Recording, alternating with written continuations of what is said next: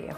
Sure. The White House is pushing back on a New York Times report claiming President Trump is not the self-made billionaire he says, and that he actually received $413 million in today's cash from his father through illegal tax schemes. The story accuses Fred Trump of setting up fake companies to siphon money to his kids as a way of avoiding taxes, although the president's critics are quick to say it's proof the Trump clan are crooks. Sarah Huckabee Sanders is throwing up the challenge flag there.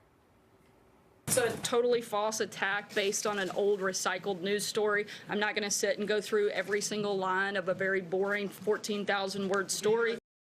The president also slamming the report as a tired old hit piece, but the Times is standing by its reporting. So what really happened here? Taxes are complicated. Thank goodness I know someone who knows all about them. Mattie Duppler is here, a senior fellow at the National Taxpayers Union and a board member at the Center for a Free Economy. Welcome back, Mattie. Yeah, thanks, Kennedy. All right, so what does this show about the tax code as we know it, this New York Times report? Well, as you mentioned, the tax code is complicated. So the New York Times took 14,000 words to explain what I think all of us do know about the tax code, which is that it benefits the well-connected and the wealthy, right? I mean, the fact that you've got rich people who are well-connected, who have accountants and people who can figure it out for them is not a new concept here. And it's funny to me, too, at the New York Times piece.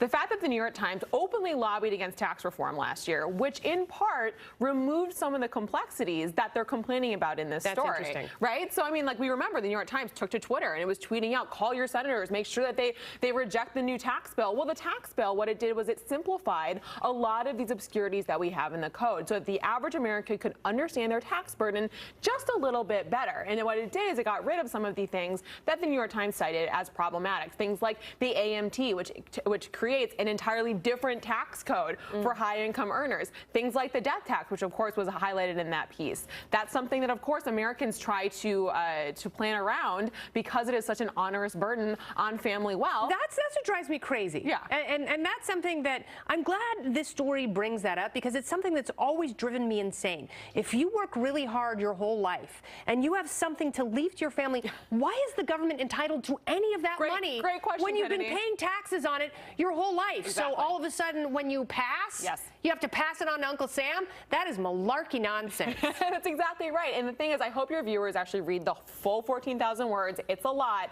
But the New York Times did offer kind of an addendum that broke out some of the points they were making. The piece itself makes clear what the thrust of it is, which is this philosophy right here, which is that you do not get to keep the earnings that you earn over the course of your lifetime, and that it's somehow criminal for families to want to hold on to their own wealth and allow it to pass through generations. I simply don't agree with that viewpoint, but it's clear that that motivated a lot of what the New York Times reporting was in this piece that they were doing. That's socialistic. So is there tax fraud here? So there's a lot of things that are covered in the piece, and so there's a lot of questions I think that remain about what was done when it comes to the estate. But there is something to keep in mind here. All of these questions come to bear on Donald Trump's father. Remember, whenever you have questions of wealth coming from a gift to a gift recipient, the person who's giving the gift is the person who's responsible for the tax consequence. So the New York Times really tried to connect this pretty closely to the president himself, when really it's a question of family planning. I hope they had an effective Ouija board.